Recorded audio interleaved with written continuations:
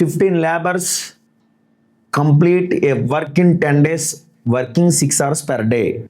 15 మంది శ్రామికులు, ఓకేనండి, 15 మంది శ్రామికులంట 10 daysలో ఏంటి 10 daysలో per day 6 hours చెప్పిన ఒక పనిని కంప్లీట్ చేస్తారు.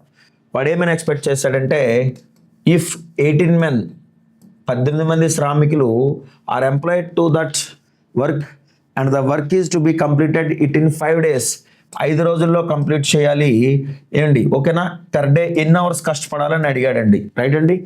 ఫార్ములా ఏంటంటే గుర్తుపెట్టుకోండి, MDH is equal to MDH అండి, ఎండిహెచ్ ఈక్వల్ టు ఎండిహెచ్, ఓకేనండి, రైట్.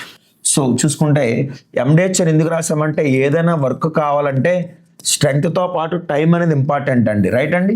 సో చూసుకుంటే కనుక ఇలా చూడండి, డేస్కి క్యాన్సిల్ అయింది, 5 1s 5 2s, రైట్ అండి.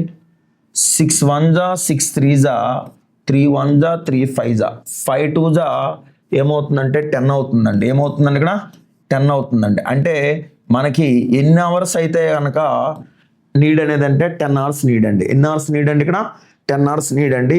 ఆప్షన్ 2 అండి, రైట్ అండి. Formula MDH equal to MDH అండి.